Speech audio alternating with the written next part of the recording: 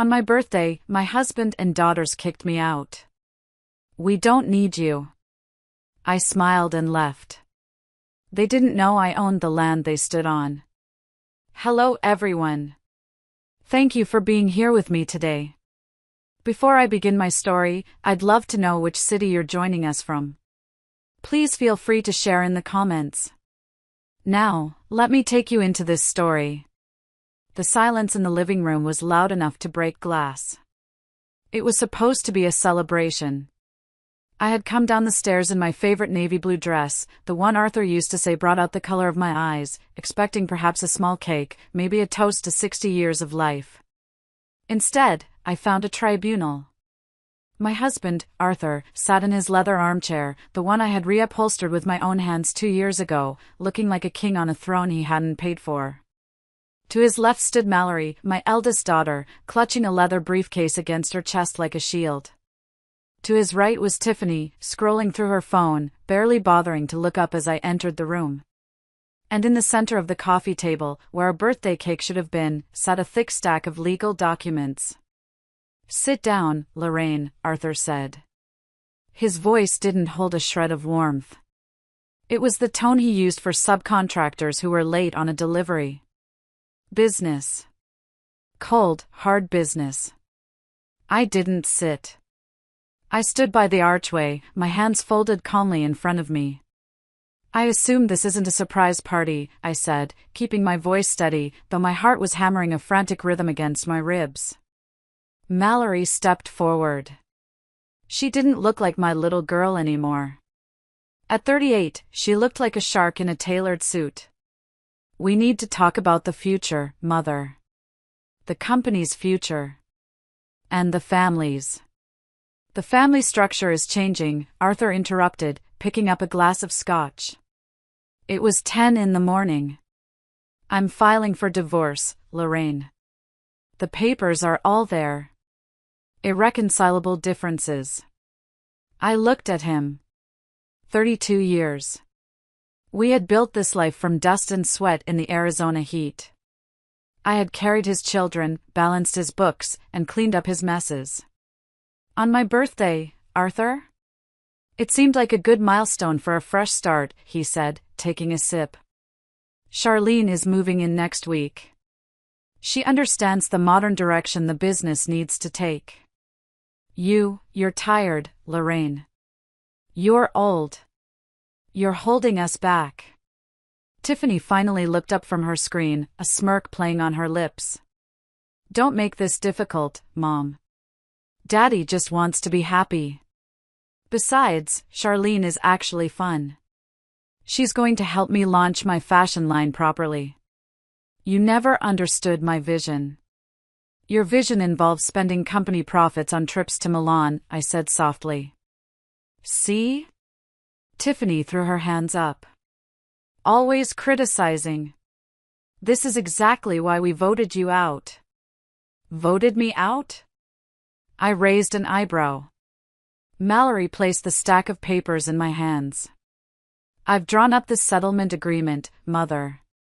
It's generous, considering you're just a housewife on paper. We're offering you the old Honda, your personal effects, and a small monthly stipend for 2 years. In exchange, you sign over your voting rights in the construction firm and vacate the property immediately. Today." I looked down at the documents. The legal jargon was dense, clearly designed to intimidate someone who didn't know better. Mallory was a lawyer, after all. She thought she was the smartest person in the room. She thought she had trapped me. "And if I don't sign?" I asked, looking at Arthur. He sighed, a sound of exaggerated patience. "Then we go to court. We'll expose your mental decline. Mallory has statements prepared. We'll drag this out until your legal fees eat up every penny of your retirement. You'll leave with nothing, Lorraine. This way, at least you get the car." "Get out, Mom," Tiffany added, checking her nails. "Seriously. It's embarrassing." I looked at them. My family. The people I had cooked for, cared for, and loved with every fiber of my being. I looked at Arthur, the man whose hand I had held through bankruptcy and boom times. I looked at Mallory, whose law school tuition I had paid by working double shifts managing job sites. I looked at Tiffany, whose every mistake I had quietly fixed. They expected tears. They expected screaming. They expected me to fall to my knees and beg for mercy. They wanted the satisfaction of breaking me. Instead, I felt a strange, cold calm wash over me. It was the feeling of a heavy burden finally being lifted. I reached into my pocket and pulled out my reading glasses.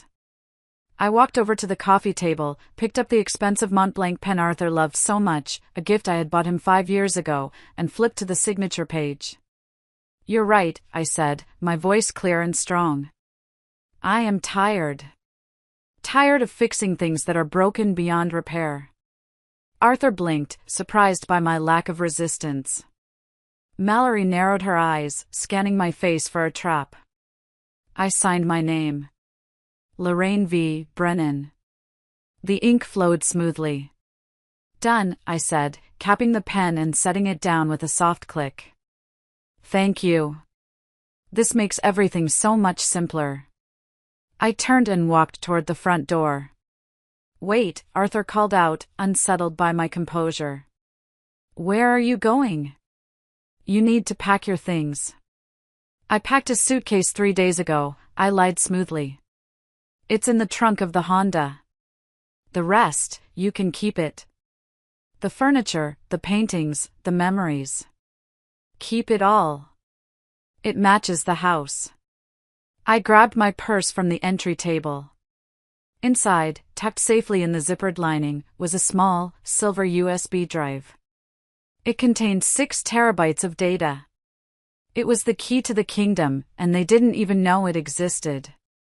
"Goodbye, Arthur," I said, opening the heavy oak door. "Enjoy your fresh start. I hope Charlene is everything you deserve." I walked out into the blinding Phoenix sun. The heat hit me, dry and familiar. I marched to my old Honda, the one they mocked, and slid into the driver's seat. As I turned the key and the engine sputtered to life, I looked in the rearview mirror. I could see the silhouette of my husband watching from the window, a glass of scotch in his hand. He thought he had one. He thought he had discarded a used-up wife to make room for a younger, flashier model. He thought he had secured his empire. He had no idea that I had just signed his death warrant. Thank you so much for watching. If you are still listening to my story, please help me by liking this video and commenting the number 1 below. It lets me know that you are wonderful, and I understand that you are accompanying me on this journey. Your help is a huge encouragement, cheering me on. Please comment number 1 so I can recognize you, and now, let me continue telling you my story. I drove for 40 minutes until the sprawling estates of Paradise Valley faded into the dusty, neon-lit strip of budget motels on the edge of town. I checked into the frantic anonymity of a roadside inn, room 204. It smelled of stale cigarettes and industrial cleaner, a far cry from the Egyptian cotton sheets and central air conditioning I had woken up to this morning. But as I locked the deadbolt and sat on the lumpy mattress, I felt safer than I had in months. They thought this divorce was a sudden ambush, a birthday surprise they had sprung on a clueless old woman. They were wrong. My birthday gift to myself hadn't been that signature, it had been the 6 months of preparation that led up to it. The first crack in the illusion appeared on a Tuesday afternoon in April. I had been at the office, Brennan Construction, the company Arthur and I founded 30 years ago, looking for an invoice in the archives. Technically, I was retired. Arthur had pushed me out of daily operations 5 years ago, saying I deserved to rest, but the truth was, he didn't want me looking over his shoulder. I found a bank statement that had slipped behind a filing cabinet. It was for an account I didn't recognize. A corporate account under a shell company name, Blue Sky Consulting. Curiosity is a dangerous thing for a happy marriage, but vital for a smart businesswoman. I dug deeper. I still had the administrator passwords for our server, something Arthur, in his arrogance, had forgotten to revoke. What I found made my stomach turn. Monthly transfers of $10,000 to Blue Sky Consulting.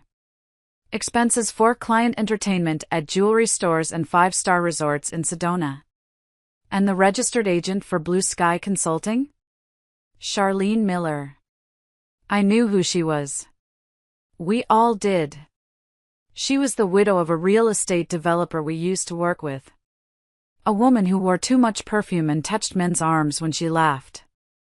I had seen her at charity galas, clinging to Arthur like expensive ivy. I didn't confront him. Not then. I went home, cooked his favorite pot roast, and watched him eat it. I watched him smile at me, ask about my day, and lie to my face without blinking.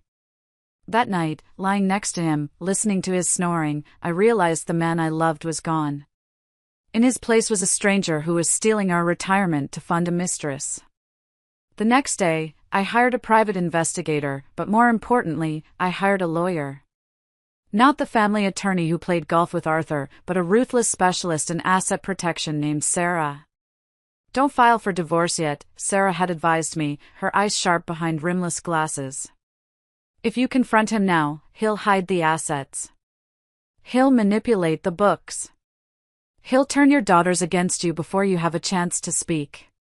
We need evidence. We need to let him hang himself. So, I became a ghost in my own life. I installed hidden cameras in Arthur's home office and the living room. It was surprisingly easy. You can buy them online for $50, disguised as smoke detectors or USB chargers. For 6 months, I watched. I watched Arthur and Charlene drinking wine on my sofa while I was visiting my sister. When is the old hag going to die? Charlene had asked once, kicking her feet up on my coffee table. She's healthy as a horse, Arthur had groaned. Divorce is too expensive. She owns half the shares. Not if we force her out, Charlene had purred, running a hand through his hair. Make her life miserable. Isolate her. Get the girls on our side. Mallory needs money for that debt she's hiding, right? And Tiffany is an idiot, she'll do anything for a new car. Hearing my husband agree to turn our children against me broke my heart, but it hardened my resolve. It was the fuel I needed. I started moving pieces on the chessboard. I couldn't move the joint assets without alerting him, but I had something he didn't know about. My parents had passed away 2 years ago, leaving me a modest but significant inheritance. Arthur assumed I had put it into the joint savings. I hadn't. I had kept it in a separate trust. It was my war chest. Every night, while Arthur slept, I would creep downstairs to his computer. I copied everything. Every fraudulent invoice. Every email between him and Mallory discussing how to structure the hostile takeover of my shares. Every text message from Tiffany complaining about how Mom is so embarrassing and asking for more money.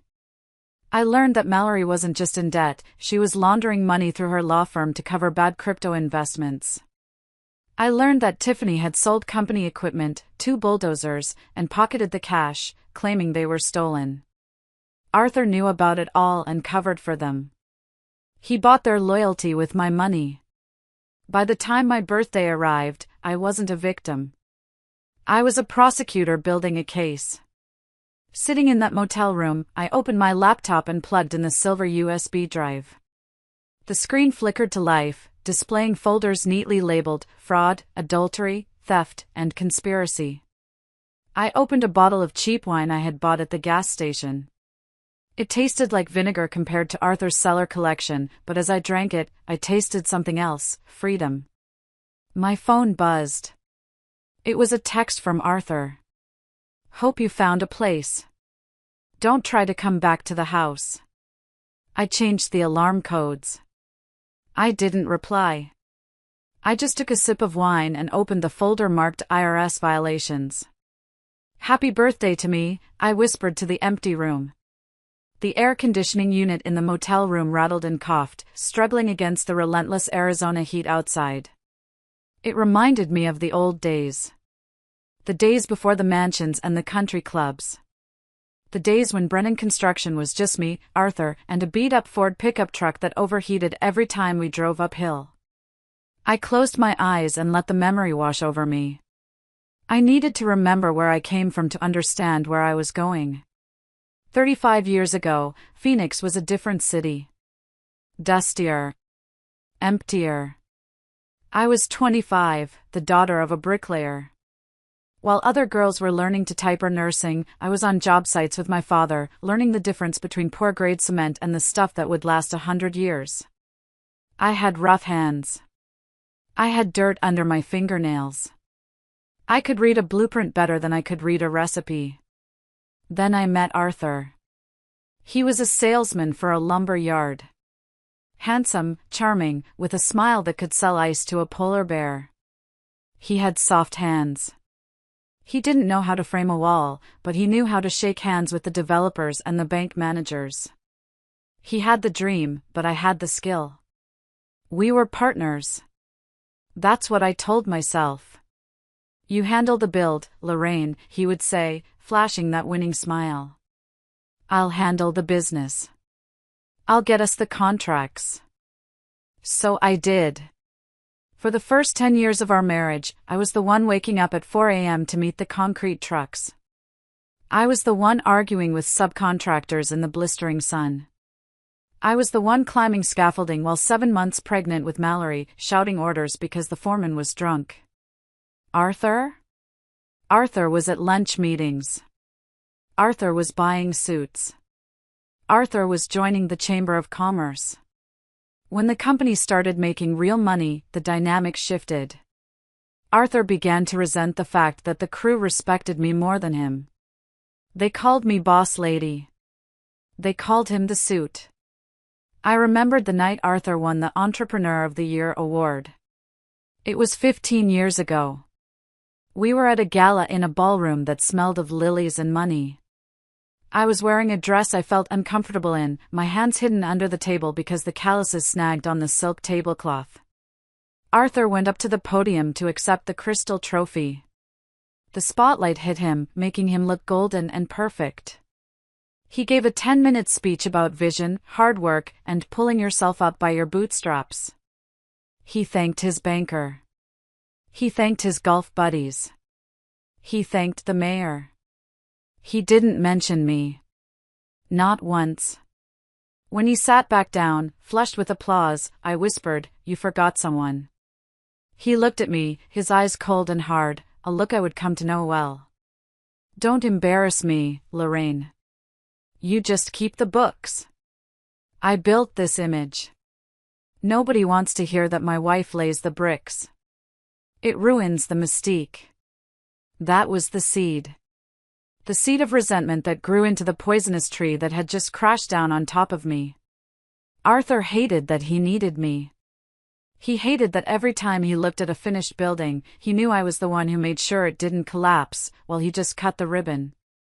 He cheated on me not because he stopped loving me, but because he wanted to be worshipped. Charlene didn't know the difference between rebar and drywall. To her, Arthur was a titan of industry. She fed his ego in a way I never could, because I knew the truth. I knew he was just a shiny suit with nothing inside. And the girls. Mallory and Tiffany grew up watching this. They saw their father as the hero, the provider, the star. They saw me as the help. The nagging mother who was always tired, always covered in dust, always checking the budget. Arthur taught them that money was magic. You wave a hand, and things appear. I tried to teach them that money was sweat. You work until your back aches, and then you get paid. They chose his lesson. It was easier. I looked down at my hands now. They were older, spotted with age, but still strong. The manicure Tiffany had forced me to get for my birthday was chipped. Good. I peeled off the polish, revealing the sturdy, practical nails underneath. Arthur thought he had stripped me of my power by taking the company title and the house. He forgot that titles don't build skyscrapers. Foundations do. And I was the foundation. I wasn't just going to take half in the divorce. I was going to remind him who actually knew how to run the machine he had stolen. Without me, Brennan Construction was just a shiny car with no engine. And I had the keys to the garage. I picked up my phone and dialed a number I hadn't used in years. "Hello?" a gruff voice answered. It was Hector, the foreman who had been with us since the beginning. The man Arthur had fired last month for being too old school. "Hector," I said. "It's Lorraine. Are you looking for work?" "Mrs. B?" He sounded surprised. "I thought you retired." "I did," I said, a smile touching my lips for real this time. "But retirement is boring. How would you like to help me build something new? Something that's going to bury Arthur Brennan?" There was a pause, and then a low, gravelly chuckle. "Mrs. B, for you? I'd bring my own shovel. If losing a husband is like losing a limb, losing your children to greed is like watching them drown while you stand tied to the shore. I could handle Arthur's betrayal. I expected it from a man whose ego required constant feeding. But Mallory and Tiffany? That was a wound that refused to close. Sitting in that dim motel room, I opened the folder on my laptop labeled The Girls. It wasn't full of baby photos or graduation videos. It was full of bank statements, credit card bills, and transcripts of conversations I wished I had never heard. I needed to understand how my sweet little girls, whom I had read bedtime stories to and nursed for chickenpox, had turned into the monsters who handed me an eviction notice on my birthday. It started with Mallory. My brilliant, sharp-tongued Mallory. She had always been ambitious. I encouraged it. I wanted her to have the education I never did. When she got into law school, I cried. I paid every cent of her tuition so she wouldn't graduate with debt. But somewhere along the way, Mallory stopped wanting to be successful and started wanting to be powerful. And rich. Quickly. The documents on my screen told the story. 3 years ago, Mallory made partner at her firm. What she didn't tell us was that she had bought her way in using money she didn't have. She had taken out massive loans to invest in a cryptocurrency scheme that a boyfriend had promised was a sure thing. It crashed. She lost everything. Nearly $500,000. Instead of coming to me, she went to Arthur. And Arthur, being Arthur, didn't offer to help her solve the problem. He offered to hide it. I clicked on an email chain between them dated 8 months ago. Subject: the inheritance issue. From Mallory Brennan. To Arthur Brennan.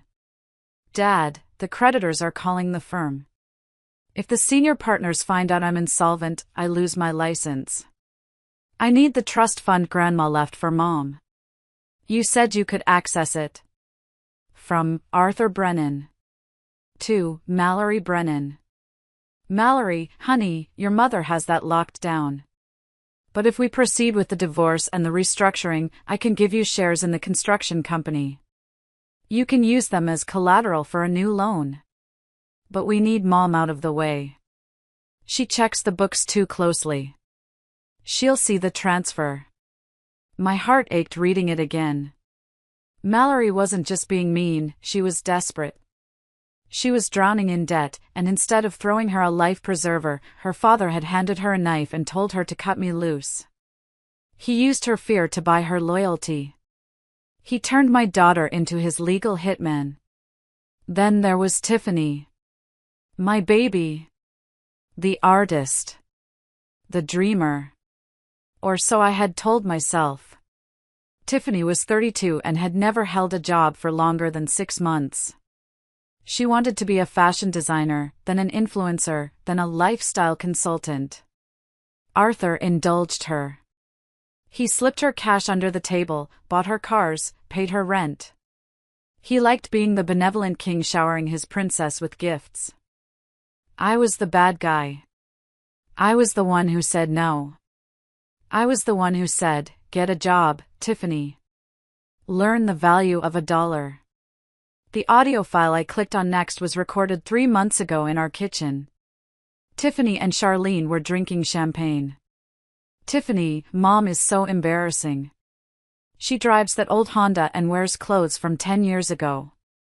It ruins my brand, you know? How can I be a luxury influencer when my mother looks like a lunch lady? Charlene's voice was smooth, like poisoned honey. Oh, sweetie, I know. You deserve better. You should be in Paris for Fashion Week. Your father wants to send you, you know. He wants to give you a company credit card with no limit. But Mom won't let him. She controls the accounts.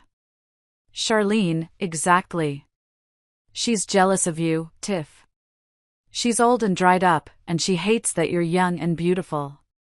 If she wasn't in the picture, imagine the life we could have. Shopping trips to Milan. A condo for you in Scottsdale. Real freedom. Tiffany, I wish she would just leave. Or die. God, that sounds awful, but it would be so much easier. I closed the laptop, my hand trembling. Or die. My own daughter. Arthur and Charlene had poisoned them. They had exploited Mallory's fear and Tiffany's vanity. They had painted me as the villain, the gatekeeper, the obstacle standing between them and their desires. But the saddest part wasn't their greed.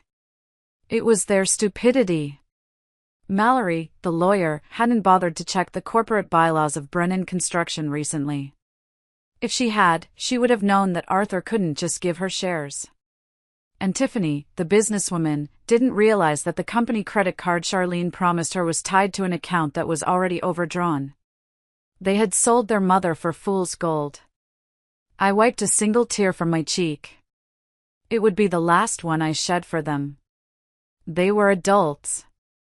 They had made their choice.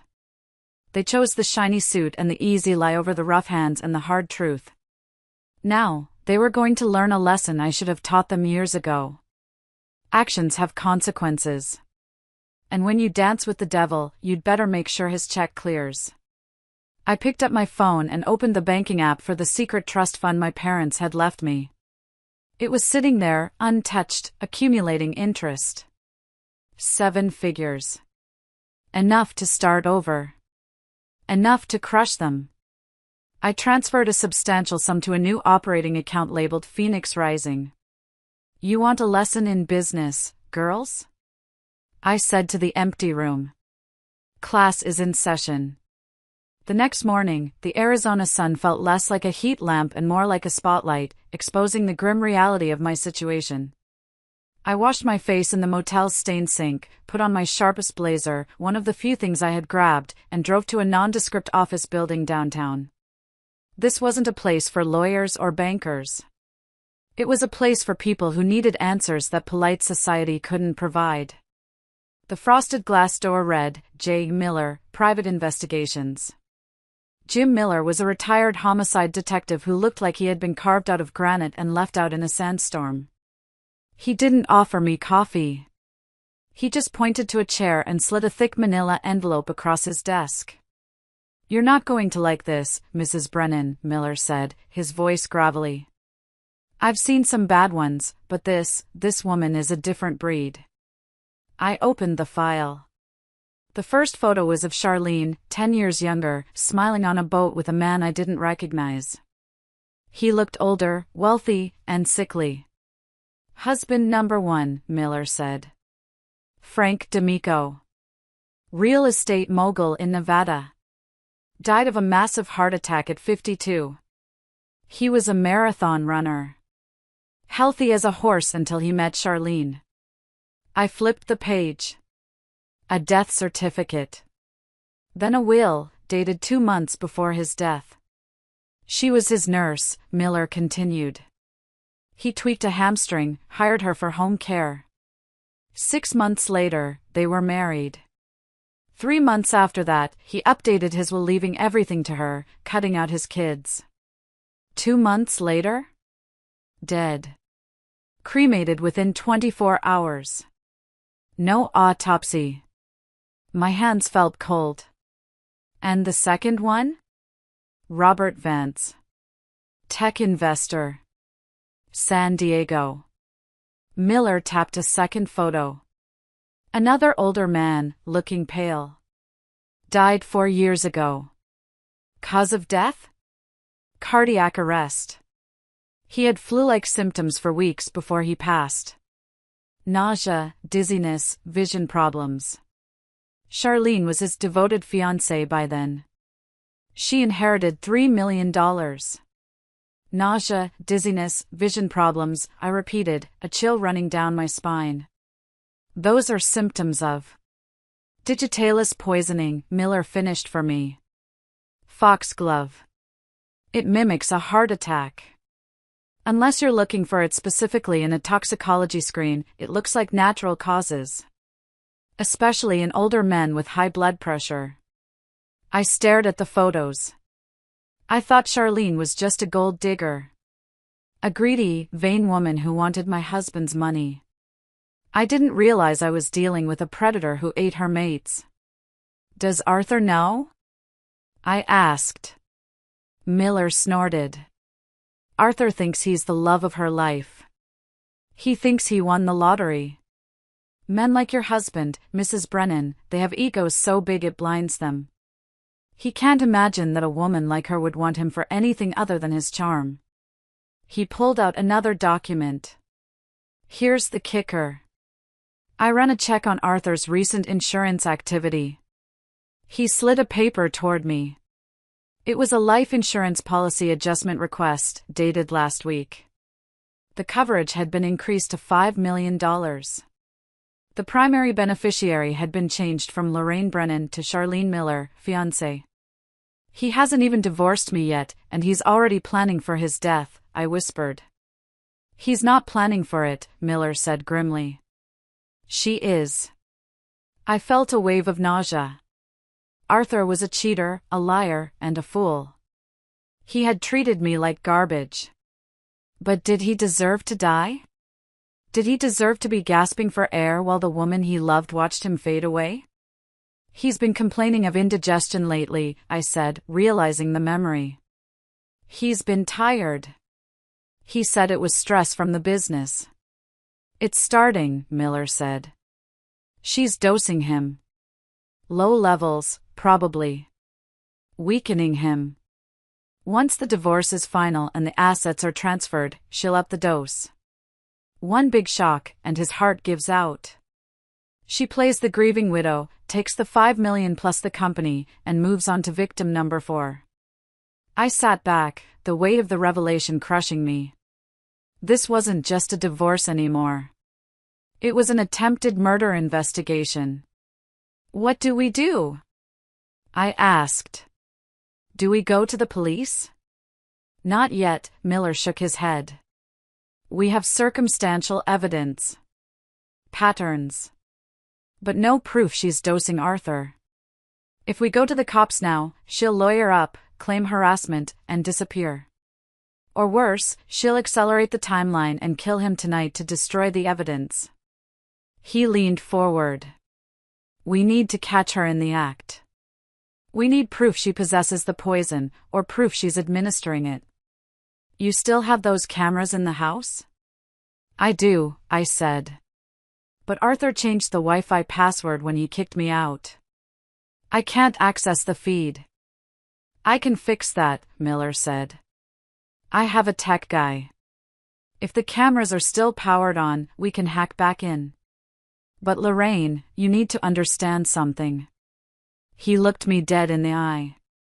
You're playing a dangerous game. If she finds out you know, you become a target. This woman doesn't leave loose ends. I stood up, clutching the file to my chest. I thought about Mallory and Tiffany. If Arthur died, Charlene would take everything. My daughters would be left with nothing, no father, no inheritance, just the debt they had accrued. I wasn't saving Arthur for Arthur's sake. I was saving him because he was the only thing standing between my children and destitution, and because I refused to let a murderer win. Let's get those cameras back online, I said, my voice steady. Arthur kicked me out of his house, but he's about to find out he can't kick me out of his life. Not while I hold his life insurance policy. I walked out of the office into the blinding light. The stakes had changed. I wasn't just fighting for my dignity or my money anymore. I was fighting a monster. And unlike Arthur, I wasn't blinded by ego. I saw her exactly for what she was. Armed with the terrifying knowledge of Charlene's history, I drove to the outskirts of Phoenix to meet my hidden weapon, Sylvia. Sylvia wasn't just an accountant, she was a forensic accountant with a mind like a steel trap and a grudge against cheaters that rivaled my own. We met in her home office, a converted garage stacked floor to ceiling with paperwork. "You look like you've seen a ghost, Lorraine," Sylvia said, pouring me a cup of strong black coffee. "Worse," I said, placing the Mont Blanc pen on her desk. "I signed the papers, Sylvia. Just like we planned." Sylvia picked up the copy of the divorce settlement I had photographed before leaving the house. She scanned it, her eyes darting behind thick glasses. Then, a slow, predatory smile spread across her face. "Oh, Mallory," she chuckled. "She really thinks she's clever, doesn't she?" "She put in a non-compete clause," I said. "Banned me from working in construction within 500 miles for 5 years. Which is not worth the paper it's printed on in Arizona," Sylvia waved a hand dismissively. "We're a right-to-work state. Unless you're sharing trade secrets, which you won't be, technically, they can't stop you from earning a living." Mallory copied a boilerplate contract from the internet, probably from a template used in New York or California. Amateur hour. "And the asset division?" I asked. "This is the beautiful part," Sylvia pointed to paragraph 4. "It states that you relinquish all claims to current assets held in joint accounts and company shares. It explicitly lists the accounts. See here?" I looked. The list was comprehensive. The checking account, the savings, the investment portfolio. "But," Sylvia continued, tapping the desk, "it doesn't mention previous assets that were legally separated prior to the marriage or inheritances kept in separate trusts. And since you never commingled your parents' inheritance money with the marital funds." "It's mine," I said. "All of it." "Every cent," Sylvia confirmed. "Arthur thinks he stripped you bare because he assumes you were dumb enough to put that money in the joint pot. He doesn't know you have a war chest of $1.2 million sitting in a trust he can't touch." "But here's the trap," Sylvia said, her expression turning serious. "Mallory included a clause about debt assumption. It says the primary operator of the business, Arthur, assumes all liabilities associated with the company." I nodded. "That sounds standard." "It is, usually. But Mallory didn't disclose the extent of the liabilities. She's been hiding debt in the company books to cover her own losses. By signing this, Arthur just legally agreed to take on Mallory's hidden debts. He thinks he owns a company worth $10 million. In reality, once the creditors come calling and the audits happen, he owns a sinking ship." I felt a pang of pity for Arthur. He was being eaten alive by the women he surrounded himself with. His daughter was framing him for her debts, and his mistress was planning to kill him for his insurance. "What's our next move?" I asked. "We wait," Sylvia said. "Let the ink dry. Let the divorce decree be finalized by the judge.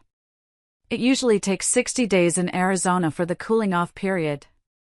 During that time, you do nothing. You let them think you're defeated. You let them get comfortable. And then? Then we trigger the audits," Sylvia said. "I've already prepared the whistleblower packages for the IRS and the State Contractors Board. Arthur has been claiming personal expenses as business write-offs for years, the cars, the vacations with Charlene. It's tax fraud. Once we send these..." She mimed an explosion with her hands. "But Lorraine," she added, looking at me with concern. "Are you sure? Once we pull this trigger, there's no going back. Brennan Construction will be destroyed.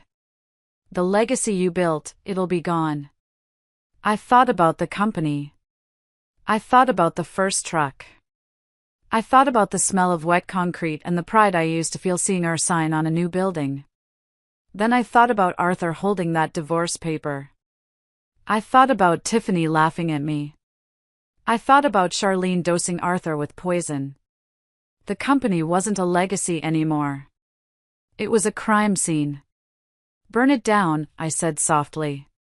Arthur destroyed the legacy the moment he betrayed me. I'm just clearing the rubble.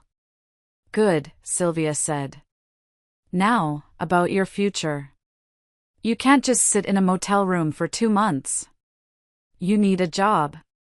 You need to show the court you're moving on, living a modest life. I made a call, I smiled. Diane Sterling. Sylvia's eyes widened. Sterling Construction? Arthur's arch-nemesis? You're kidding. The enemy of my enemy is my friend, I said.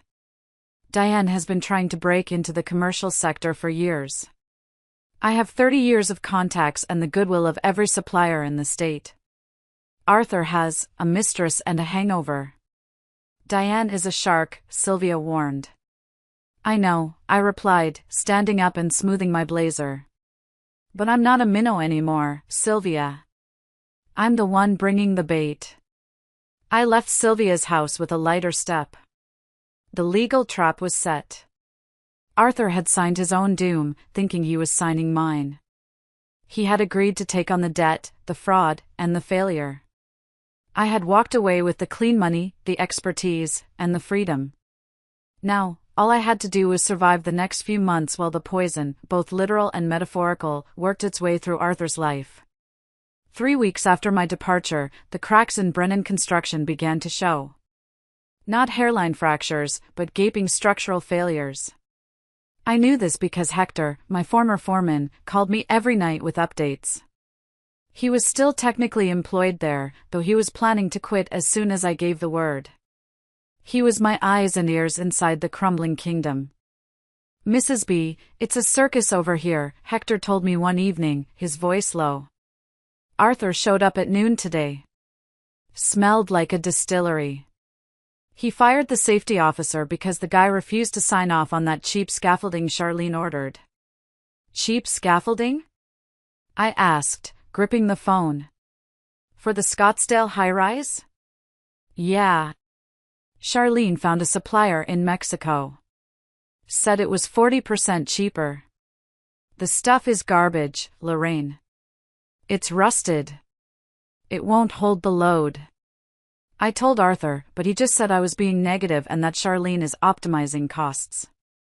Optimizing costs, I scoffed. She's optimizing a lawsuit. If a worker gets hurt. I know, Hector sighed. I shut down the site myself. Told the crew to go home. Arthur went ballistic. He's screaming about insubordination. He says he's going to run the site himself tomorrow. He hasn't run a site in 20 years, I said. He doesn't even know the current OSHA codes. That's not the worst of it, Hector hesitated. Tiffany came in today. Oh God, I rubbed my temples. What did she want? She wanted to do a photo shoot. For her brand. She brought a bunch of models onto the active site in high heels and bikinis.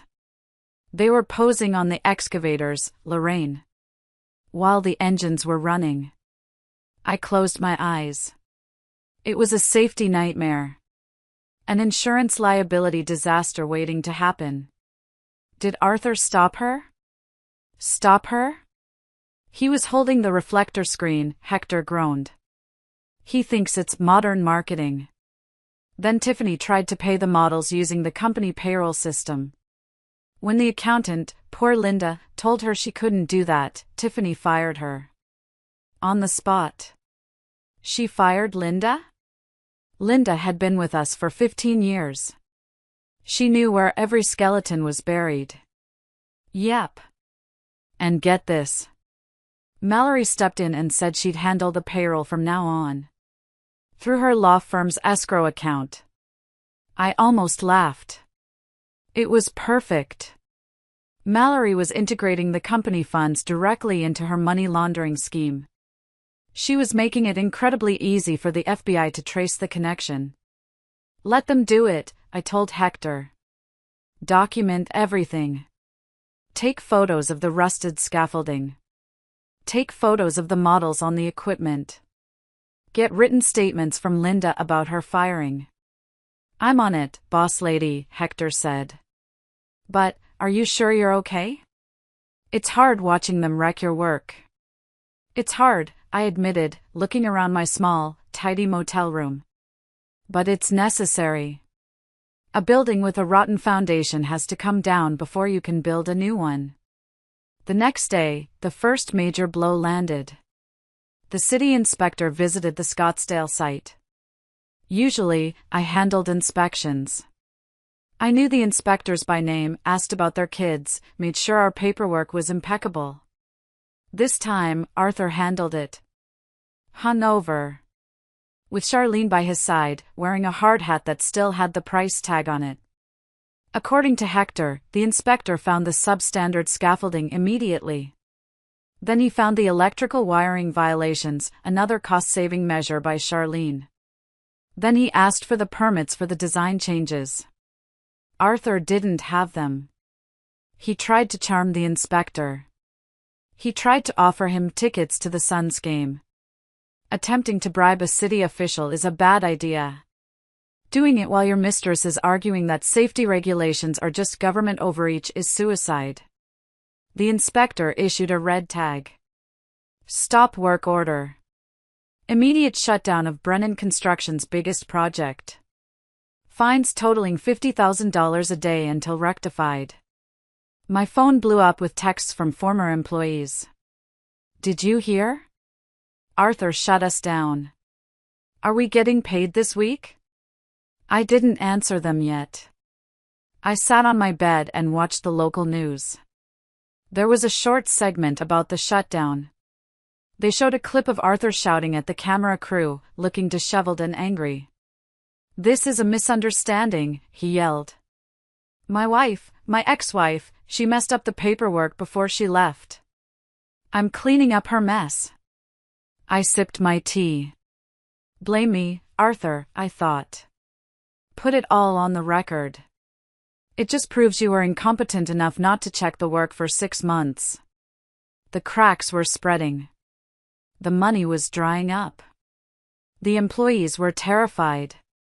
And amidst the chaos, Charlene was whispering in Arthur's ear that it was all just bad luck, pouring him another drink, and likely adding a few drops of something else to the glass. It was time to meet Diane.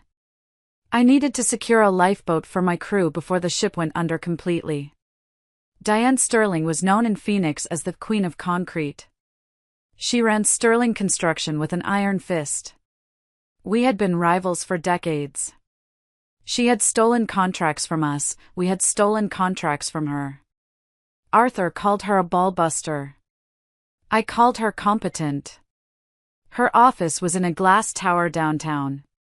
It was sleek, modern, and intimidating, everything Brennan Construction pretended to be. When I walked into her conference room, Diane didn't stand up. She sat at the head of a long marble table, reviewing blueprints. She looked up, her gray hair cut in a sharp bob, her eyes assessing me like I was a load-bearing wall. Lorraine Brennan, she said, her voice dry. To what do I owe the pleasure? Did Arthur send you to spy on my bids? Arthur fired me, I said, placing my briefcase on the table. And is currently divorcing me. Diane paused. She took off her glasses. I heard rumors about a red tag at the Scottsdale site. I assumed Arthur was just being his usual incompetent self. But he fired you? The only person over there who knows a pile driver from a pile of dirt? He replaced me with his mistress, I said. And his daughters. Diane threw her head back and laughed. It was a loud, barking sound. Oh, that's rich. That is absolutely rich. Arthur always was a fool for a pretty face, but I didn't think he was suicidal. He is, I said. And the company is going down with him. Which is why I'm here. You want a job? Diane asked, narrowing her eyes. I don't hire charity cases, Lorraine. Even if I do respect you. I don't want a job, I said. I want a partnership. I opened my briefcase and slid a folder across the marble. Inside that folder are letters of intent from 3 of Brennan Construction's biggest clients. The Miller Hospital expansion. The Desert Resort project. And the new municipal library. Diane opened the folder. Her eyebrows shot up. These are multi-million-dollar contracts. Why would they jump ship to me? Because they trust me, I said. And they know Arthur is spiraling. I told them I was moving to Sterling Construction.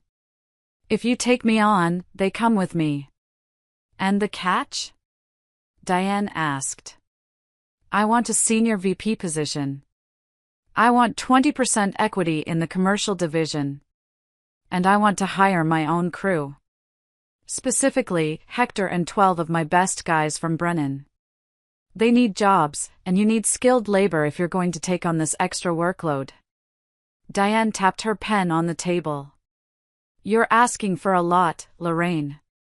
You're 60. You should be retiring, not starting a war. I'm not starting a war, Diane, I leaned forward. I'm finishing one. Arthur tried to erase me. He said I was old. He said I was useless. I want to prove him wrong. And I want to do it from an office that looks down on his. Diane studied me for a long moment. She saw the anger in my eyes, but she also saw the capability. She saw the $1.2 million in potential profit I had just laid on her table. You know, Diane said slowly. I never liked Arthur. He undercut me on the stadium bid in '98 by using non-union labor. I've been waiting for a chance to bury him. She stood up and extended her hand. Welcome aboard, partner. We shook hands. Her grip was firm, rough like mine. One condition, Diane said. I have an empty office on the 20th floor. Corner suite. Floor-to-ceiling windows. It faces directly west. West? I smiled. Towards Brennan HQ, Diane grinned. You can watch the demolition from your desk. Deal. Walking out of Sterling Construction, I felt a surge of energy I hadn't felt in years. I wasn't just Arthur's ex-wife anymore. I wasn't just a victim. I was the senior vice president of the largest construction firm in the state. I pulled out my phone. I had one more call to make before the day was over. It was time to give the right to work law a real test. Hector, I said when he answered. Pack your tools. And tell the boys to pack theirs. We start on Monday. And Hector? Tell Arthur I said thanks for the training program. The stage was set. I had the new job, the new power, and the evidence. Arthur was bleeding money, bleeding talent, and literally bleeding from the poison his mistress was feeding him. Now, all that was left was to wait for the final collapse. And thanks to my new view from the 20th floor, I would have a front row seat. It was a Tuesday evening in late September, the kind where the Arizona sky turns a bruised purple and the heat finally breaks enough to let you breathe. I had just finished a site visit with Diane at our new project, a luxury wellness center in Scottsdale. I was wearing a hard hat, yes, but I was also wearing a silk blouse and driving the company car Diane had insisted on, a pearl-white Lexus SUV with leather seats that smelled like success. I stopped at AJ's Fine Foods on the way home. In my old life, Arthur would complain if I shopped there. Too expensive, he'd say, while pouring himself $100 scotch. Go to the discount mart, Lorraine. Watch the budget. Now, I bought what I wanted. Imported cheese. Fresh figs, a bottle of crisp Sauvignon Blanc. I was in the produce aisle, inspecting a melon, when I heard a voice that made my skin crawl. I'm telling you, it's not my fault the accounts are frozen. It's a bank error. It was Arthur. I froze for a split second, my instinct to hide kicking in. But then I remembered, I wasn't the victim anymore. I was the one holding the cards. I straightened my spine, smoothed my blazer, and turned the corner. There they were. Arthur looked diminished. That was the only word for it. His usually impeccable suit was wrinkled at the elbows. His face was gray, his eyes rimmed with red. He was leaning heavily on the handle of the shopping cart, his breathing audible even from 5 feet away. Charlene stood next to him. She wasn't glowing. The glamorous younger woman looked frantic. Her roots were showing, a cardinal sin in Scottsdale, and she was snapping at him in a hushed, vicious whisper. Fix it, Arthur. I need that transfer to go through. My contractor is threatening to walk off the remodel. I'm trying, Char, Arthur wheezed, rubbing his chest. I just need to. I need to sit down. Then, they saw me. The silence that stretched between us was thick enough to choke on. Arthur's eyes widened. He took in my appearance, the designer shoes, the glowing skin, the air of calm authority. He looked at my basket, filled with luxuries. Then he looked at his own cart, frozen dinners, cheap beer, and antacids. Lorraine? Arthur croaked. Hello, Arthur, I said, my voice cool and pleasant. Charlene. You look tired. Charlene bristled, her eyes narrowing into slits. We're fine. Better than fine. We're celebrating, actually. Arthur just closed a huge deal. Is that so? I asked, glancing at the frozen lasagna in their cart. I heard the red tag on the Scottsdale site is costing you 50 grand a day. That must be quite a deal to cover those losses. Charlene's face went pale. How do you know about that? I have friends, I said simply. Phoenix is a small town. Arthur stepped forward, or rather, shuffled. He looked at me with a strange mix of anger and desperation. You look good, Lorraine. I feel good, Arthur. It's amazing what happens when you cut out the dead weight. Charlene stepped between us, puffing up like a threatened cobra. Don't talk to him like that. You're just jealous. You're a lonely old woman living in a motel. Actually, I smiled, shifting my basket to my other arm. I closed on a condo in the Biltmore yesterday. Cash. And I'm not lonely. I'm busy. Sterling construction is booming. Sterling? Arthur choked. You're working for Diane? I'm a partner at Sterling, Arthur. And we just picked up the Miller Hospital contract. I believe that was yours? Arthur swayed. His face turned a terrifying shade of pasty white. He reached out to steady himself on a display of apples. Lorraine, we need to talk. The girls, they're struggling. Mallory said you won't answer her calls. Mallory is an adult, I said cold-heartedly.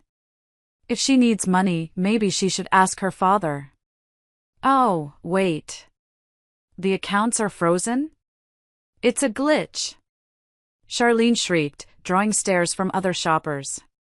A temporary glitch. I stepped closer to Arthur, lowering my voice so only he could hear.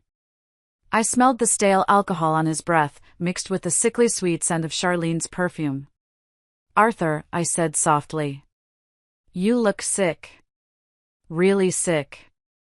Have you seen a doctor? It's just stress, he muttered, clutching his chest. Indigestion. Right, I said, looking pointedly at Charlene. Just stress. Be careful what you eat, Arthur. And what you drink. You never know what's in it these days. Charlene's eyes snapped to mine. For a second, I saw genuine fear. She knew I knew. Or she suspected.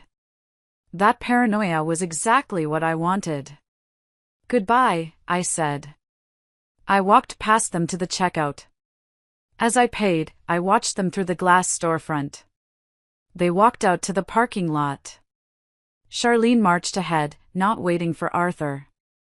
Arthur trailed behind, clutching his chest, looking lost.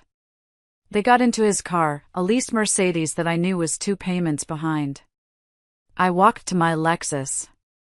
I pressed the unlock button, and the lights flashed a cheerful greeting. As I drove away, watching them argue in my rearview mirror, I felt a twinge of sadness. Not for the marriage, that was dead and buried, but for the man Arthur used to be. He was a husk. A walking corpse. He didn't know it yet, but I was the only person in the world trying to save his life. And the only way to save him was to destroy him completely. October arrived, bringing slightly cooler mornings and the heavy, electric atmosphere of impending doom. While Arthur was battling his indigestion and Charlene was battling the contractors who were walking off her remodel job, I was sitting in my new office at Sterling Construction, finalizing the kill shot. Sylvia sat across from me. We weren't looking at blueprints today. We were looking at 12 large manila envelopes. Are you ready? Sylvia asked. Her voice was somber. We both knew that once these envelopes entered the postal system, there was no turning back. This wasn't just a lawsuit anymore, this was prison time. I'm ready, I said. We went through them one last time. Envelope 1 to 3, the Internal Revenue Service, IRS. Inside was a detailed forensic audit of Brennan Construction's books for the last 5 years. It highlighted the business expenses that were actually vacations, jewelry, and luxury cars. It documented the cash payments to undocumented workers to avoid payroll taxes, something Arthur insisted on doing against my advice. But the crown jewel was the evidence of the offshore account Charlene had convinced Arthur to open in the Cayman Islands. They thought it was hidden. Sylvia had found the wire transfers in 3 hours. Envelope 4 to 6, the FBI White Collar Crimes Division. This was for Mallory. It contained the escrow account records from her law firm. It showed the pattern: client funds moving in, sitting for 2 days, and moving out to shell companies controlled by her crypto guru boyfriend, then bouncing back to Brennan Construction as consulting fees. It was textbook money laundering.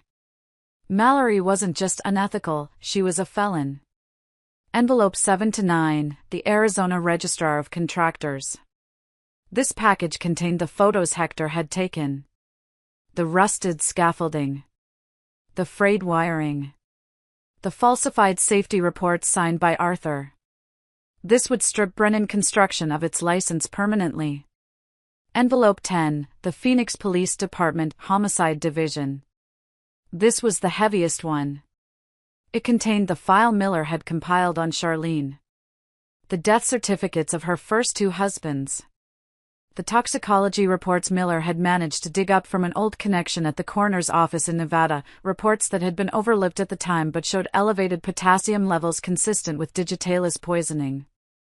And, crucially, the USB drive containing the video clip I had recovered from the cloud backup of my home security system, Charlene, in her bathrobe, grinding white tablets into a fine powder and stirring them into Arthur's protein shake at 6 a.m. Envelope 11, the Insurance Fraud Bureau. Proof of the policy change on Arthur's life insurance, cross-referenced with the dates of his deteriorating health. Envelope 12, a personal note. This one wasn't going to the authorities. It was addressed to Charlene Miller.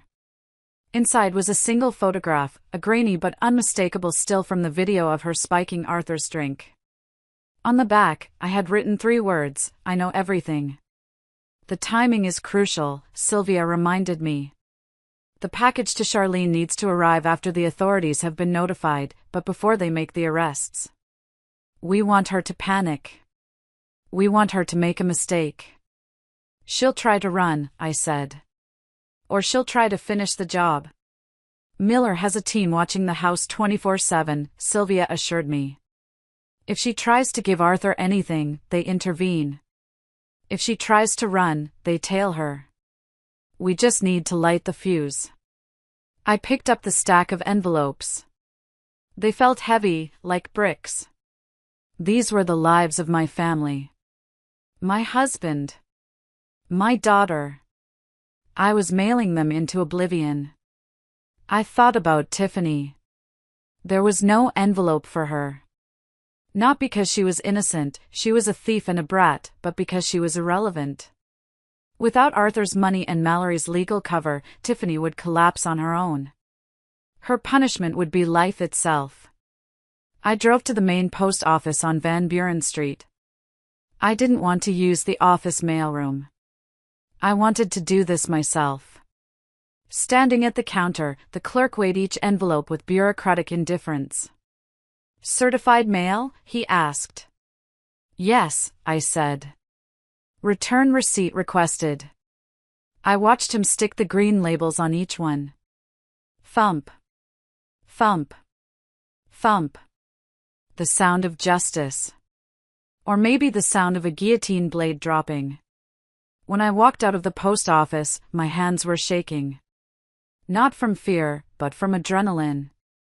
It was done. The missiles were in the air. I went back to the office and stood at my window on the 20th floor. I looked west, toward the squat, beige building that housed Brennan Construction. I could see Arthur's car in the lot.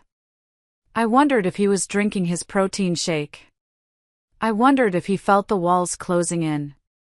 My phone buzzed. It was a text from Mallory. "Mom, please. Dad is really sick. He can barely walk. The doctors can't figure it out. He needs you. We need money for specialists. Please call me." I stared at the screen. The doctors can't figure it out. Of course they couldn't. Charlene was a nurse. She knew exactly how to mimic heart failure. I didn't reply to Mallory. Instead, I forwarded the text to Detective Miller. "Add this to the file." "Exigency," I typed. "God help you, Arthur," I whispered to the glass. "Because I've done all I can." The dominoes didn't fall silently, they crashed with a sound that echoed all over Phoenix. It started on a Wednesday morning, 3 days after I mailed the envelopes. I was in a meeting with the architects for the Miller Hospital project when my phone lit up with a breaking news alert. FBI raids downtown law firm in money laundering probe. I excused myself and walked to the break room where the TV was always on. There it was. Live footage from a helicopter circling the glossy high-rise where Mallory worked. The camera zoomed in on the ground level.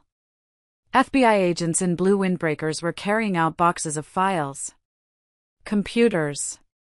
Servers. And then, they brought out the people. My heart stopped for a second when I saw her. Mallory. My firstborn.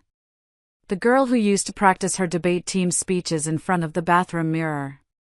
She wasn't wearing her power suit armor today. She was in handcuffs. Her head was down, her hair shielding her face, but I recognized the posture. It was the slump of defeat. A reporter on the ground was breathless.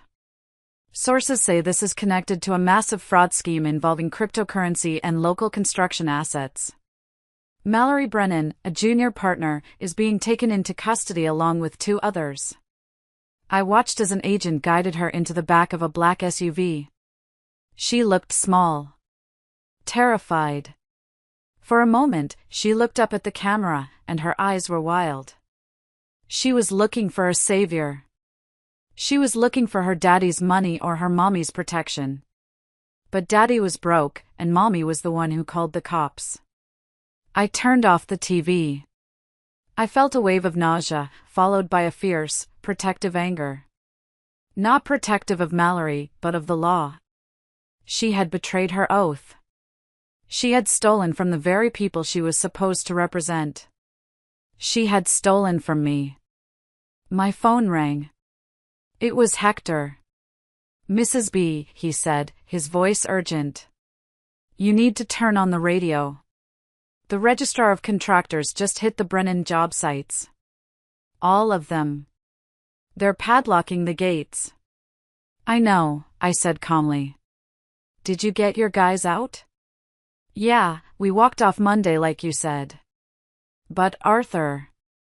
Mrs. B, Arthur is there. At the main yard. He's freaking out. He's screaming at the cops. He looks like a madman. Is Charlene with him? No. That's the weird part. Nobody has seen Charlene since yesterday. My blood ran cold. The package. She must have received the package. Hector, I said sharply. Stay away from Arthur. Let the police handle it. I need to call Miller. I hung up and dialed the detective. He answered on the first ring. We missed her, Miller said without preamble. She wasn't at the house this morning. We tracked her phone to the airport, but she didn't get on a plane.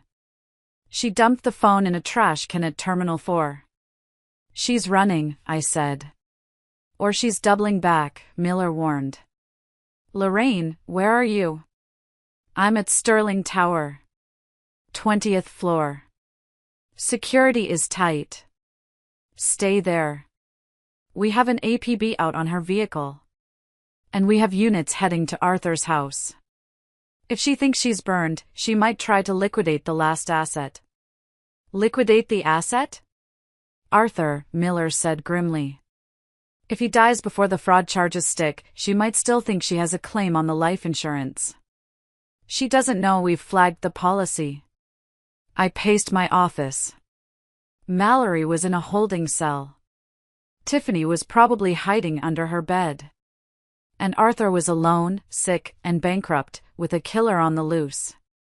My secretary knocked on the door. Ms. Brennan? There's a young woman in the lobby. She's hysterical. Says she's your daughter. Tiffany. Send security, I said instinctively. But then I paused. Tiffany wasn't dangerous. She was useless. And right now, she was probably the only source of information I had on what was happening inside that house. No, I corrected myself. Send her up. But have security stand outside the door. 5 minutes later, Tiffany burst into my office. She looked like a wreck. Her mascara was running down her cheeks, her designer dress was wrinkled. Mom, she wailed, throwing herself onto my sofa. They took Mallory. I saw it on TikTok. And the bank, my cards don't work. The guy at Starbucks cut my card in half. Sit down, Tiffany, I said, staying behind my desk. You have to fix this, she screamed, her face blotchy. Daddy isn't answering his phone. Charlene isn't answering.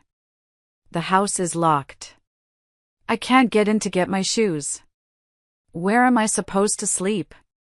You're 32 years old, Tiffany, I said. Figure it out.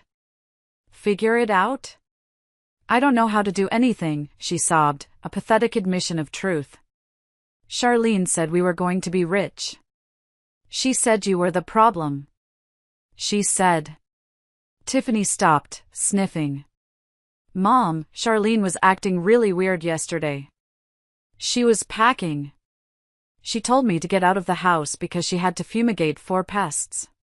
Fumigate? I asked sharply. Yeah. She had all these plastic sheets. And she was messing with the gas line to the stove. She said she was fixing a leak. My heart stopped. Messing with the gas line. Plastic sheets. She wasn't running. She was staging an accident. An explosion to cover the murder and the fraud. If Arthur was in that house. Tiffany, I said, grabbing my purse. Stay here. Do not leave this room. I dialed Miller as I ran for the elevator. She's not at the airport. She's at the house. And she's going to blow it up. Leaving Tiffany in my office was like leaving a toddler in a boardroom, but I had no choice. As I rode the elevator down, my mind raced. The fumigation story was a classic cover. Charlene was setting the stage for a catastrophic gas explosion. It would destroy the evidence, the forged documents, the poisoned supplements, and Arthur. It would look like a tragic accident caused by a confused, sick man trying to fix his own stove. I sped toward my old neighborhood in the Lexus, ignoring the speed limits. The phone connected to Miller's dispatch. "We're 2 minutes out," Miller's voice crackled over the Bluetooth. "Fire department is rolling. Do not approach the house, Lorraine. If there's a gas leak, a doorbell ring could spark it." I pulled up to the end of the street, my street. The street where I had taught Mallory to ride a bike. The street where I had planted the jacaranda trees that were now blooming purple. It was quiet. Too quiet. Arthur's Mercedes was in the driveway. Charlene's car was gone. I sat in my car, my hands gripping the wheel, watching the house that used to be my sanctuary. It looked normal. The sprinklers were running. But I knew inside, the air was likely thick with mercaptan, the smell of rotten eggs that warns of natural gas. While I waited for the sirens, my phone buzzed. It was Tiffany, calling from my office landline. "Mom," she sounded small. "The FBI guys, they're here. At Sterling. They want to talk to you." "I'm busy, Tiffany." "No, Mom, they're asking about me. About the bulldozers. They have pictures of me selling them on eBay." "Mom, am I going to jail?" The reality was finally hitting her. The bubble of entitlement had popped. "Did you sell them, Tiffany?" I asked, watching a police cruiser turn the corner onto the block silently, lights flashing but siren off. I borrowed them. I was going to pay it back once my brand took off. That's called theft, Tiffany. Grand larceny. And yes, you might go to jail. But I'm pretty, she wailed, a sentence that summed up her entire worldview. I can't go to jail. It's dirty. Mom, please tell them I'm just a kid. You're a grown woman who stole $50,000 of heavy equipment to buy handbags, I said, my voice trembling with the stress of the moment. I can't fix this. I won't fix this. You wanted to be an adult, Tiffany? Welcome to the real world. I hung up. The police were surrounding the house now. They were moving tactically, staying low. I saw Miller get out of an unmarked car. He was wearing a vest. Then, I saw movement in the side yard. The gate unlatched. A figure slipped out, carrying a heavy duffel bag. She was wearing a painter's jumpsuit and a mask. Charlene. She hadn't left. She had been inside, setting the trap. She was sneaking toward the alleyway where she must have parked a rental car. I honked my horn. I laid on it. Beep. Beep. Beep. Charlene froze. She looked toward my car. Even from 50 yards away, I saw the panic in her eyes. She's in the alley. I screamed out the window, pointing. She's in the alley. Miller turned, saw her, and shouted orders. 3 officers sprinted toward the side of the house. Charlene dropped the bag. For a second, I thought she surrendered. But then she reached into her pocket and pulled out something small and silver. A lighter. She looked back at the house. She was close enough to the gas meter. If she had rigged a leak. Drop it! Miller screamed, his gun drawn. Charlene hesitated. She looked at me, then at the house, then at the police. She realized it was over. The explosion wouldn't save her now, there were too many witnesses. She threw the lighter on the ground, unlit, and raised her hands. As they tackled her, handcuffing her face down in the decorative gravel I had chosen 10 years ago, I didn't feel triumph. I felt exhaustion. Then, the front door opened. Arthur stumbled out. He was wearing boxer shorts and a t-shirt. He looked confused, blinking in the sunlight. He swayed, took 2 steps, and collapsed onto the porch. "Arthur!" I screamed, jumping out of the car. "Stay back, Mrs. Brennan," a fireman yelled, running toward Arthur with a gas meter. They dragged Arthur's limp body away from the house to the middle of the lawn. Paramedics swarmed him. I stood at the police tape, watching them cut open his shirt. "Pulse is thready," a medic shouted. "Bradycardia. Heart rate is 30. Possible OD. It's digitalis." I shouted over the tape. "She poisoned him with digitalis. Tell them." The medic looked at me, then shouted into his radio. "Administering Digibind. Prepare for transport." I watched them load the wreckage of my husband into the ambulance. I looked at Charlene, being shoved into a police car, spitting and screaming at Miller. And back in my office, my daughter Tiffany was realizing that being pretty wasn't a legal defense. The house stood silent. It hadn't exploded, but the family inside it had been obliterated. The waiting room at St. Joseph's Hospital smelled of antiseptic and stale coffee, a smell that triggered memories of childbirth, of broken arms from childhood bike accidents, of waiting for Arthur during his hernia surgery. But this time, I sat alone. There was no Mallory to pace the floor with her phone. No Tiffany to complain about the lighting. Just me and Detective Miller, who had come to take my statement. "You saved him," Miller said, closing his notebook. "The paramedic said if you hadn't yelled about the digitalis, they might have treated him for a standard heart attack. The wrong meds would have killed him instantly." "Is he going to make it?" I asked, staring at the double doors of the ICU. "Hard to say. The toxicity levels were off the charts. She must have given him a massive dose this morning. Probably in that protein shake we found on the counter." Miller leaned forward. "We found the gas line cut in the kitchen. And a candle timer set in the living room. She was going to blow the place sky high. Arthur was supposed to be asleep, or dead, when it happened." I shivered. "Did she confess?" "She's lawyered up. But we have the video from your USB. We have the pills in her duffel bag. We have the lighter. And we have the text messages on her burner phone confirming the purchase of the drugs from a supplier in Mexico. She's done, Lorraine. Attempted murder, arson, fraud. She's looking at life." "And Arthur?" I asked. "What happens to him if he wakes up?" Miller's face hardened. "He's under arrest, Lorraine. There's a guard outside his room right now. The fraud charges stand. The tax evasion stands. He might be a victim of attempted murder, but he's also a perpetrator of a multi-million-dollar theft." "I know," I said softly. A doctor emerged from the double doors. He looked tired. "Mrs. Brennan?" I'm his wife," I said. The divorce wasn't final yet.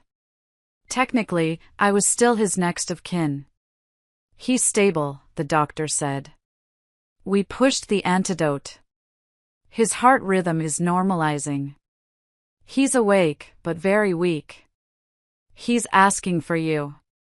I looked at Miller. He nodded. "Go ahead. But keep it brief." I walked into the ICU room. The machines were beeping rhythmically.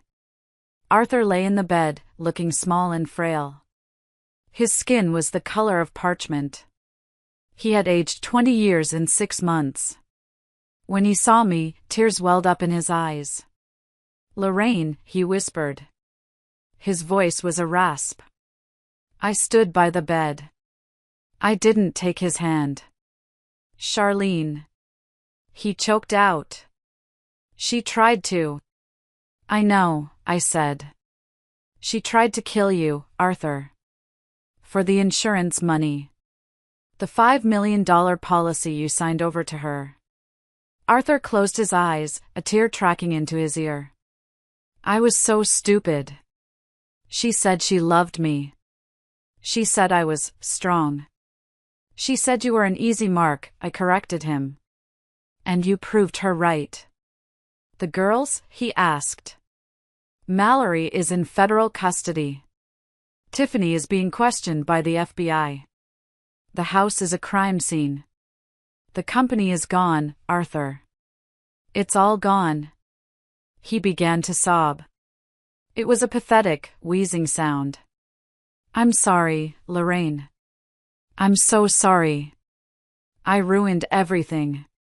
I just wanted. I don't know what I wanted. You wanted to feel important, I said. You wanted to be the king. Well, you're the king of a pile of ashes now. Help me, he begged, reaching a trembling hand toward me. Please, Lorraine. You always fix it. Fix this. Get me a lawyer. Get me out of here. I'll sign anything. I'll give you everything back. I looked at his hand. The hand that had put a ring on my finger. The hand that had signed the papers to kick me out of my own home. I can't fix this, Arthur, I said. I'm the one who turned you in. He froze. His eyes flew open. What? The IRS. The FBI. The State Board. I sent the packages, Arthur. I gave them the books. I gave them the emails. You? He gasped. But, why? Because you broke the contract, I said steadily. Not the marriage contract.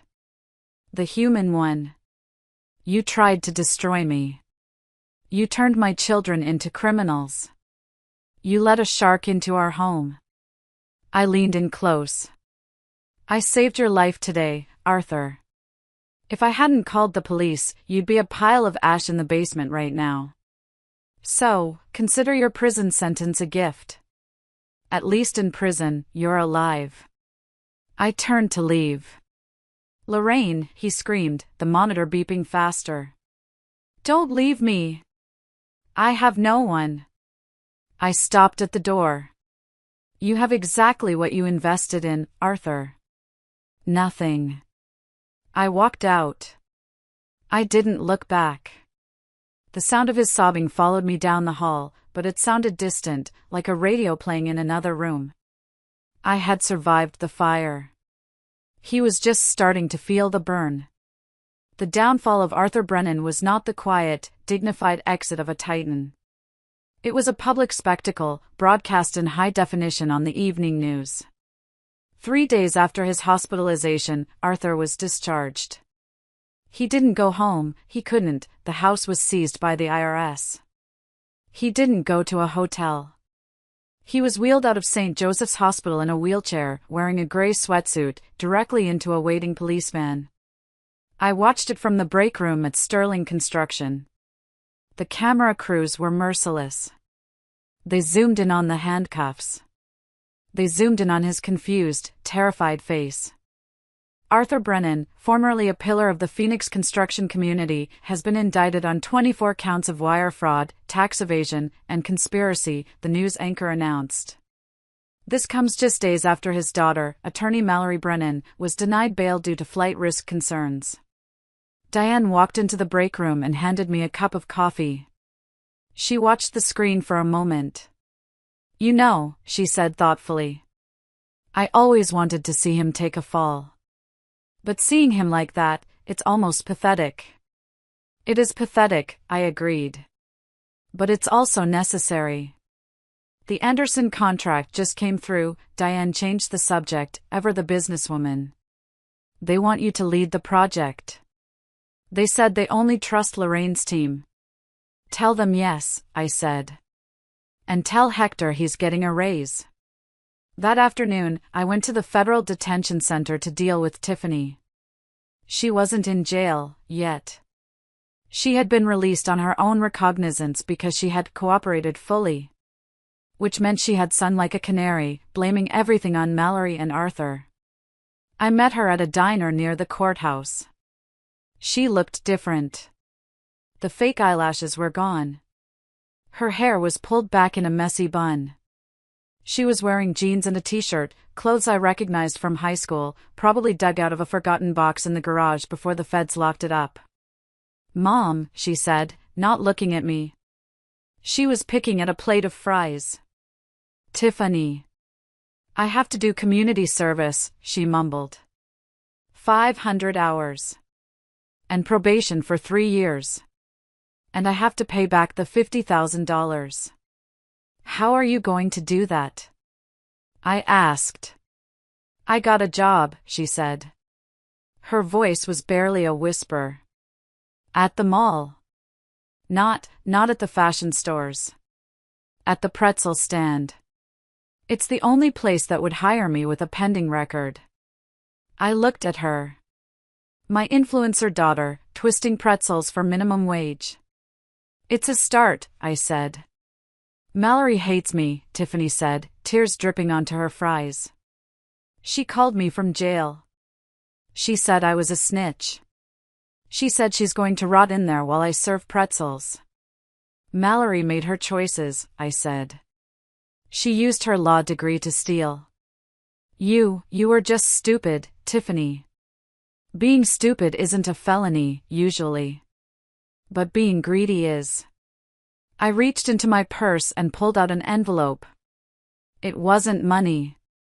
It was a brochure for a local community college.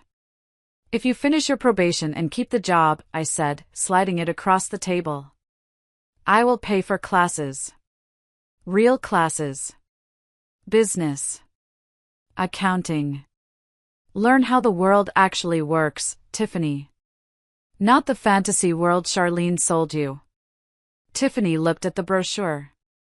She looked at me. "You're not going to help me with rent?" "No," I said. "You're living in a shelter, right?" "It's awful," she sobbed. "Someone stole my shoes last night." "Then work harder," I said, standing up. "I lived in a motel for 6 months, Tiffany. You'll survive." I walked away. It was tough love, the toughest I had ever given. But enabling her had created a monster. Maybe, just maybe, hunger would create a human being. That night, I sat on the balcony of my new condo. The city lights of Phoenix sprawled out before me, a grid of gold and amber. Somewhere in that grid, in a concrete cell, Arthur was sleeping on a thin mattress. Charlene was in a maximum security wing, facing attempted murder charges. Mallory was pacing a cell, realizing her legal career was over before it began. I took a sip of wine. The air was cool. I had destroyed my family. That was the thought that kept nagging at me. I had pressed the button. But then I remembered the birthday. The sneers. The eviction notice. The poison in the protein shake. I hadn't destroyed them. I had just stopped catching them when they jumped off the cliff. My phone buzzed. A text from Hector. "Project starts Monday, boss lady. The crew is ready. We got the good scaffolding this time." I smiled. The rubble was cleared. It was time to build. 3 months later, the dust had settled into a grim new reality. The trials were over, thanks to the overwhelming evidence I had provided. There were no long, drawn-out court dramas. Just plea deals and sentencings.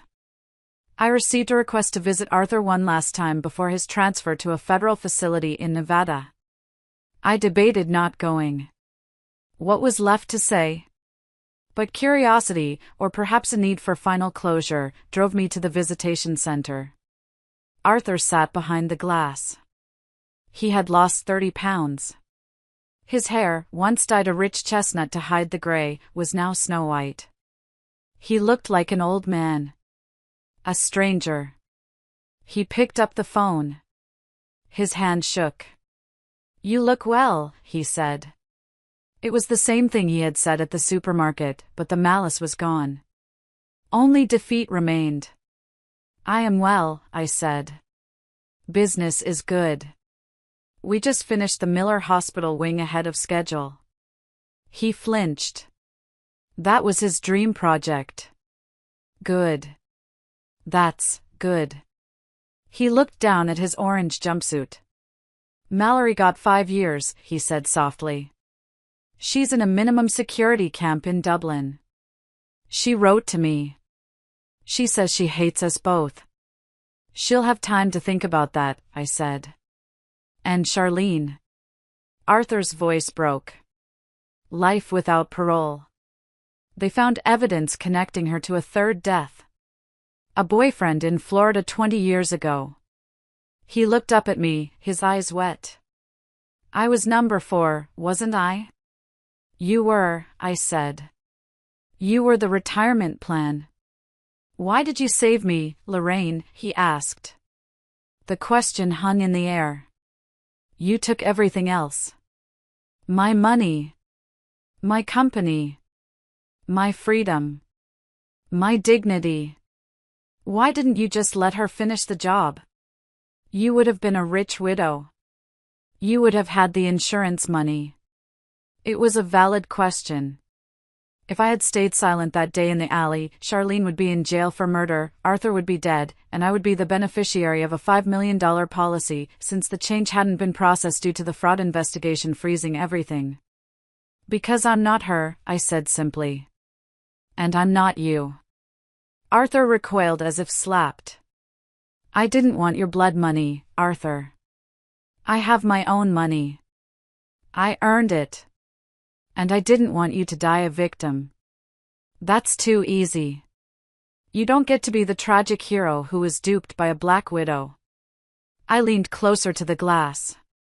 You get to be the man who threw away a loyal wife for a murderer.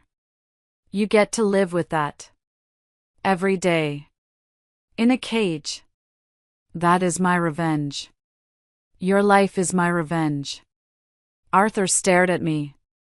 He opened his mouth, but no words came out.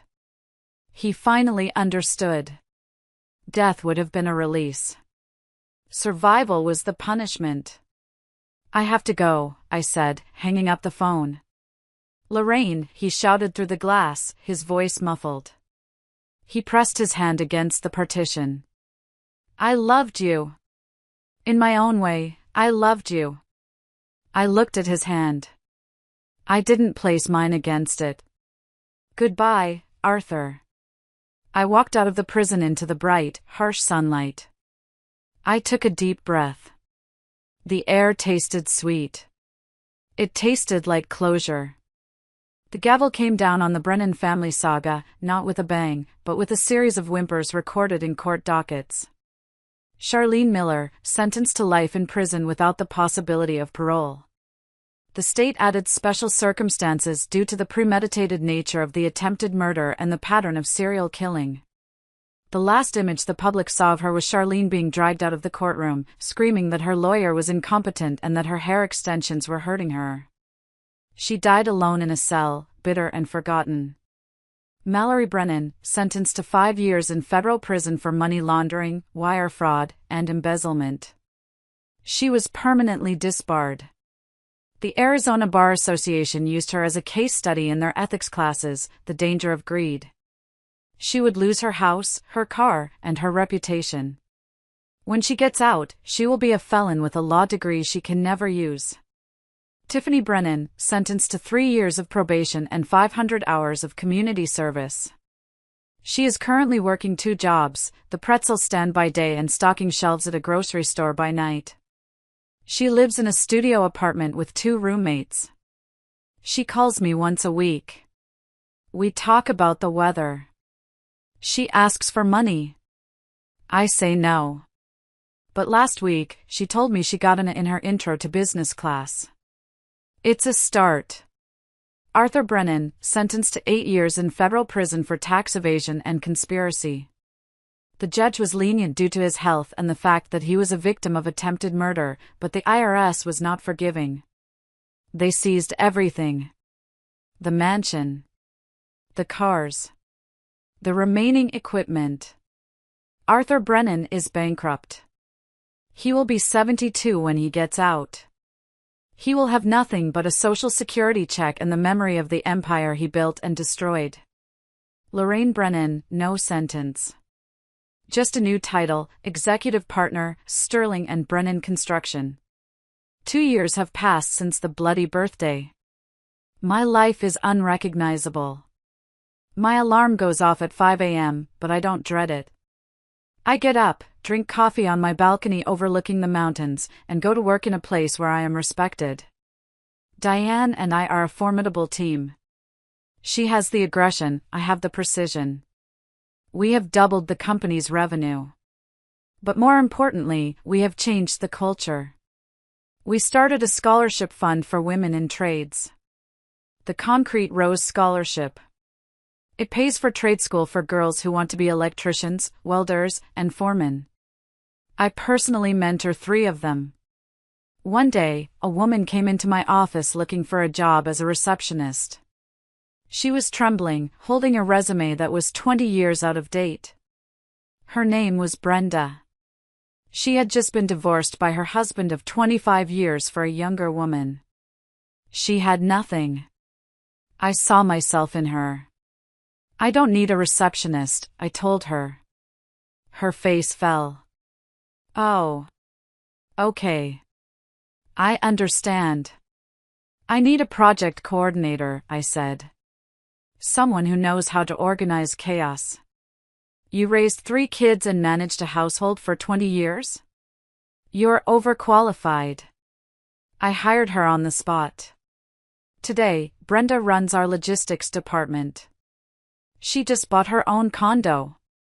Seeing her smile, a real, confident smile, is better than any paycheck. Hector is now our director of field operations.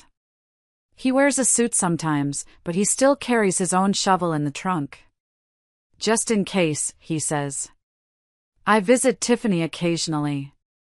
She looks tired. Her hands are rough, like mine used to be. But she has stopped talking about brands and influencers. She talks about rent and tuition. She's becoming a person. A real person. I don't visit Mallory. She refuses to see me. She blames me for her downfall. Perhaps one day she will take responsibility, but I cannot force it. I have learned that you cannot save people who do not want to be saved. It is my 62nd birthday today. There is no tribunal. No divorce papers. No eviction notices. I am sitting at a table in my favorite restaurant, surrounded by friends. Diane is here, raising a glass of champagne. Sylvia is here, cracking jokes about tax loopholes. Hector is here with his wife. Brenda is here. And there is a man next to me. His name is David. He is an architect. He has rough hands and a gentle smile. He knows I am richer than him, and he doesn't care. He knows I am scarred, and he thinks it makes me interesting. We are taking it slow. I am not looking for a savior, and he is not looking for a nurse. We are just 2 people enjoying the sunset. I look around the table. This is my family now. Not the one bound by blood or obligation, but the one bound by respect and loyalty. My phone buzzes in my purse. I check it.